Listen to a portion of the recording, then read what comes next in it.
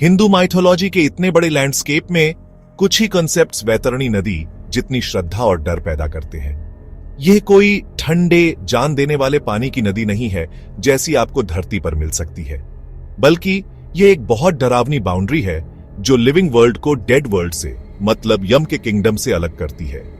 इस नदी के सबसे क्लियर डिटेल्स गरुड़ पुराण में मिलते हैं, जो एक पवित्र ग्रंथ है और यह आत्मा के मरने के बाद के सफर, उसकी डिफिकल्टियों और उसके फाइनल डेस्टिनी के बारे में बताता है।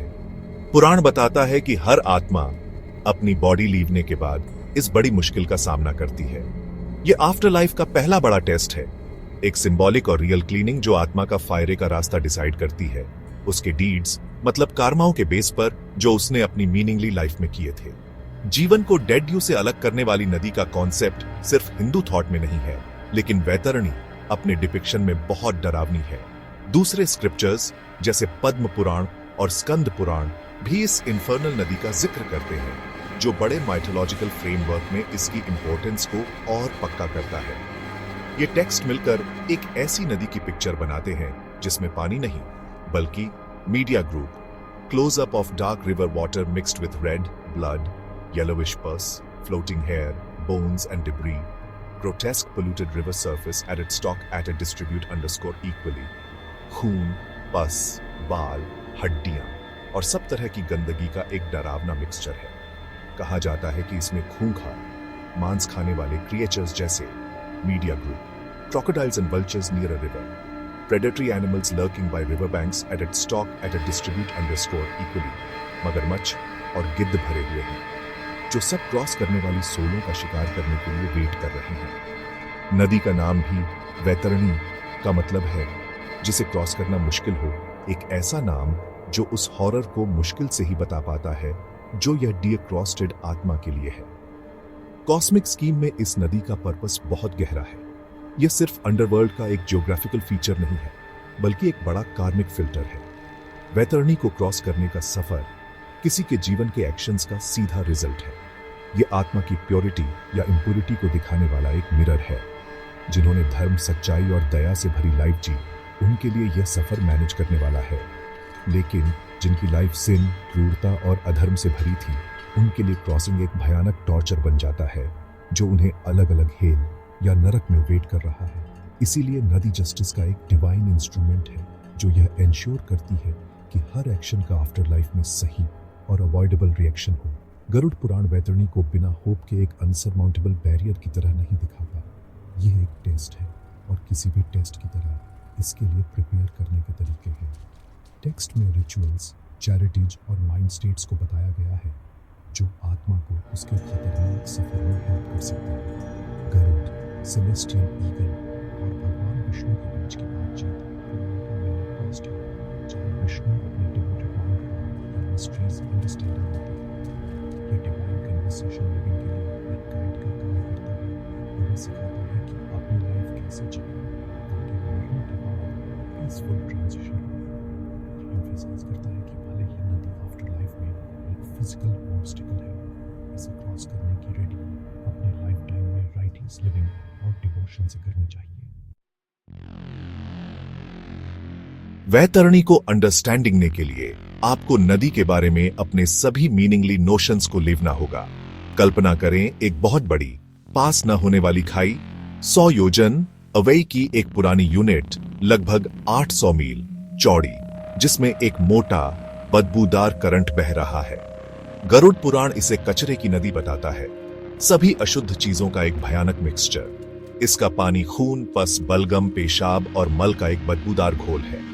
इस गंदे फ्लो में हैरों के उलझे हुए गुच्छे, हड्डियों के नुकीले टुकड़े और सड़ा हुआ मांस तैर रहा है, जिससे नेविगेशन लगभग इम्पॉसिबल हो जाता है। नदी हमेशा एक घने अंधेरे कोहरे में ढकी रहती है और इसके किनारे फिसलन भरे रेजर शार्प पत्थरों के बने होते हैं। हवा में टॉर्मेंटेड सोलों की चीखें और सड़न की बदबू भरी रहती है। एक फीसेस्टी सेंसरी अटैक जिसे किसी भी हिम्मत वाले के स्पिरिट को तोड़ने के लिए डिजाइन किया गया है। इस नदी के इनहेबिटेंट्स नदी जितनी ही भयानक है। विशाल डिमोनिसी मगरमच्छ अपने खुले जबड़ों के साथ इसकी डीपी में गश्त करते हैं। उनकी आंखें दुष्ट भूख से चमक रही होती हैं। लोहे की चोंच वाले गिद्ध ऊपर मंडराते हैं, संघर्ष करती सोलों का मांस फाड़ने के लिए नीचे आते हैं। पानी में विशाल झोंक, मांस खाने वाली मछलियां और जहरीले स्नेक्स भरे होते हैं। सभी दर्द देने के लिए उत्सुक होते हैं। ये सिर्फ जानवर नहीं है, ये कॉस्मिक जस्टिस के मैनिफेस्टेशन है। यम मौत के देवता के एजेंट हैं। उनका उद्देश्य पापी सोलों को टॉर्मेंट करना है, उन्हें गंदे लिक्विड के नीचे ड्रैगना और उन्हें अकल्पनीय पीड़ा गिवें। यह भयानक इकोसिस्टम यह सुनिश्चित करता है कि क्रॉसिंग अपने आप में एक सजा है, डिवाइन और मोरल कानूनों के उल्लंघन में जी गई लाइफ का सीधा परिणाम। वैतरणी का इंपॉर्टेंस इसके फिजिकल हॉरर से भी रिमेम्ब्रेंस है। यह अलग अलग स्टेट्स के बीच ट्रांजिशन का एक गहरा सिंबल है। यह फिजिकल वर्ल्ड और उससे जुड़े अटैचमेंट्स को पूरी तरह से लीवना दिखाता है। नदी को पार करना आत्मा के अपने मीनिंगली आइडेंटिटी को लीवने और अपने एक्चुअली नेचर का सामना करने का सिंबल है। सभी सानिसेंसिक संपत्ति और स्टेटस से मुक्त होकर यह एब्सोल्यूट ट्रुथ की जगह है, जहां किसी का कर्म ही एकमात्र करेंसी है। नदी एक महान प्यूरिफायर का काम करती है, लेकिन प्यूरिफिकेशन की प्रोसेस अशुद्ध के लिए पेननाक होती है। यह आग से एक ट्रायल है, या इस माफसी से गंदगी से एक ट्रायल, जहां आत्मा को उसके आंतरिक गुणों के अनुसार जज और सॉर्ट किया जाता है, जो उसने जीवन भर के विकल्पों और एक्टों से कमाए हैं। गरुड़ पुराण एक पावरफुल कोट देता है, जो इस डर के साथ को कैप्चर करता है। वैतरणी नदी दुरत्या पापिनामे, जिसका अर्थ है वैतरणी नदी पापियों के लिए पार करना बहुत मुश्किल है। ये सिंपल लाइन इस माइथोलॉजिकल फीचर के कोर प्रिंसिपल को कैप्सुलेट करती है। ये सभी के लिए एक बाधा नहीं है, बल्कि उन लोगों के लिए एक स्पेसिफिक टारगेटेड चैलेंज है जिन्होंने नेगेटिव कर्म जमा किए हैं। धार्मिक लोगों के लिए नदी बदल सकती है या उन्हें शांतिपूर्वक पार करने का साधन मिल सकता है, लेकिन पापी के लिए यह उनके कर्मों का एक गंभीर और भयानक प्रमाण है, उस इम्प्योरता का एक काला प्रतिबिंब जो उन्होंने पृथ्वी पर अपने समय के दौरान अपने हाथों में रखी थी। नदी असल में उनके अपने सिन का एक मैनिफेस्टेशन है। वैतरणी के पार का सफर एक गहरा विरोधाभास है, जो किसी के मीनिंगली कर्माओं के आधार पर दो पूरी तरह से अलग एक्सपीरियंसेस की कहानी है। पापी आत्मा के लिए सफर डर से शुरू होता है। यम के भयानक दूतों यमादूतों द्वारा घसीटकर आत्मा नदी के किनारे कांपती हुई पहुंचती है। वहां कोई बोट नहीं, कोई पुल नहीं, कोई गाइड नहीं। यमादूत आत्मा को बेरहमी से गंदे चिपचिपे प्रवाह में धकेल देते हैं। जिस पल आत्मा नदी को छूती है, यातना शुरू हो जाती है। एसिडिक लिक्विड सूक्ष्म शरीर को जलाता है, जबकि गहरे के राक्षस बींग्स चिपक जाते हैं, उसके फॉर्म को फाड़ते हैं। आत्मा को नीचे खींच लिया जाता है, उसे गंदा मिश्रण निगलने पर मजबूर किया जाता है और फिर ऊपर आती है, केवल ऊपर से वल्चर्सों द्वारा हफेचेसा करने के लिए। यह पीड़ा का चक्र लगातार चलता रहता है, एक भयानक परीक्षा जो हमेशा के लिए महसूस हो सकता है। इसके बिल्कुल उलट मेरिटात्मा का एक्सपीरियंस है। जब एक धार्मिक व्यक्ति जिसने धर्म, करुणा और डिवोटी का जीवन जिया है, वैतरणी पर पहुंचता है, तो सीन नाटकीय फॉर्म से बदल जाता है। उनके लिए नदी एक भयानक गटर की तरह नहीं दिखती। इसके बजाय यह दूध या शहद की एक कोमल धारा में बदल सकती है, या एक दिव्य बोट प्रकट हो सकती है जो उन्हें पार ले जाने के लिए तैयार हो। अक्सर पुराण एक दिव्य गाय का वर्णन करते हैं, जो गोदान, गाय का उपहार का एक अपीरीकरण है, जो उन्होंने जीवन में किया था, नदी किनारे प्रकट होती है। मेरिटात्मा को गाय की पूंछ को पकड़ने का निर्देश दिया जाता है और पवित्र पशु ईजी से नदी पार कर जाता है, आत्मा को सुरक्षित फॉर्म से दूसरी तरफ छोड़ देता है। अपने डीपों के भीतर के हॉरर से हुए गोदान का कार्य सुरक्षित मार्ग सुनिश्चित करने के लिए सबसे प्रसिद्ध विधि के फॉर्म में एक विशेष स्थान रखता है। गाय हिंदू धर्म में एक पवित्र निस्वार्थ पशु के फॉर्म में पूजनीय है, फ्री का साधन बन जाती है। एक युग के कारणों के बाद में केवल दान का कार्य नहीं है, यह किसी के आफ्टर लाइफ में एक सिंबॉलिक निवेश है। यह विश्वास है कि यह देने का कार्य दाता को एक आध्यात्मिक वाहन स्वयं प्रदान करता है, जो बेटी के बाद की यात्रा के सबसे कठिन हिस्से को निर्देश करने में मदद करता है। यह एक मुख्य हिंदू विश्वास को उजागर करता है। पृथ्वी पर किए गए निस्वार्थ कार्य और दान ठोस आध्यात्मिक योग्यता बनाते हैं, जो आत्मा को पूरा करने में सहायता करता है। एक भयानक बाधा को एक शांत होने से बड़ा बदल देता है। परंपराओं को धर्म उसकी रक्षा करता है, जो उसे बनाए रखता है। पापी की स्थिति का भयानक विवरण मजबूत अवरोधक के फॉर्म कार्य करता है, जो प्रधान का जीवन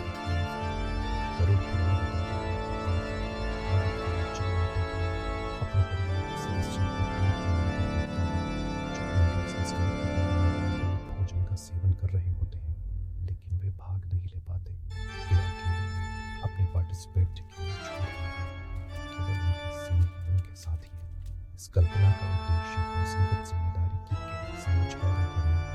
यह सिखाता है कि अंत में कोई आपके एक्टों के परिणामों को समझा नहीं कर सकता है। आपकी यात्रा, आपकी पीड़ा और आपकी फ्री केवल आपकी है, जिसे आपने जीने के लिए चुना है। बेहतरीन जो आपको उसकी पसंद की एक्चुअली कीमत दिखाता है।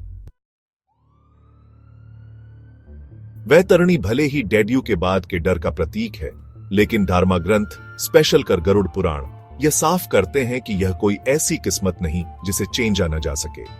वे एक गाइड के तौर पर काम करते हैं जो इंसानों को अपनी आत्मा की सेफ जर्नी के लिए प्रैक्टिकल और स्पिरिचुअल सॉल्यूशंस देते हैं। इनमें सबसे सीधा और पावरफुल तरीका बताया गया है अच्छे कर्म और दान पुण्य करना, जिसे कलेक्टिवली दान कहा जाता है। इनमें सबसे खास है गोदान यानी गाय का दान, जिसके बारे में माना जाता है कि यह आफ्टर लाइफ में फिजिकली प्रकट होकर आत्मा को नदी पार करने में मदद करती है। दूसरे बताए गए दान में जमीन का दान, जिसे भूदान कहते हैं, तिल का दान, जिसे तिल दान कहते हैं, सोना, कपड़े और भोजन शामिल है। निस्वार्थ देने का हर काम पुण्य का पुल बनाने वाला माना जाता है, जो एक आसान जर्नी के लिए रास्ता बनाता है। मटेरियल चैरिटी के अलावा याद और डिवोटी की शक्ति बहुत इंपॉर्टेंट है।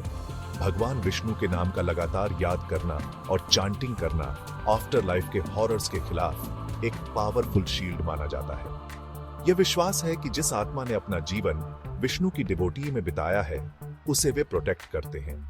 कहा जाता है कि यमदूत एक सच्चे भक्त के पास आने से डरते हैं और वैतरणी खुद उसके सामने पीछे हट जाती है, जिसका दिल डिवाइन लव से भरा होता है। भगवत गीता या विष्णु सहस्त्रनाम जैसे पवित्र टेक्स्टों का पाठ करना, स्पेशल कर किसी के फाइनली मोमेंटों में आत्मा को शुद्ध करने और उसे डिवाइन प्रोटेक्शन में रखने वाला माना जाता है, जिससे वैतरणी के डर हार्मलेस हो जाते हैं। यह इस बात पर जोर देता है कि विश्वास भी कर्म जितना ही पावरफुल टूल है। पूर्वजों के लिए किए जाने वाले संस्कार या श्राद्ध भी एक क्रूशियल रोल निभाते हैं। माना जाता है कि ये रिचुअल्स जो जीवित लोग अपने बिछड़े पूर्वजों के लिए करते हैं, उनकी सोलों को उनकी जर्नी में पोषण और राहत देते हैं। श्राद्ध के दौरान दिए गए ऑफरिंग्स आत्मा तक पहुंचते हैं, जिससे उसे फायरे आने वाली डिफिकल्टियों का सामना करने की शक्ति मिलती है, जिसमें वैतरणी को पार करना भी शामिल है।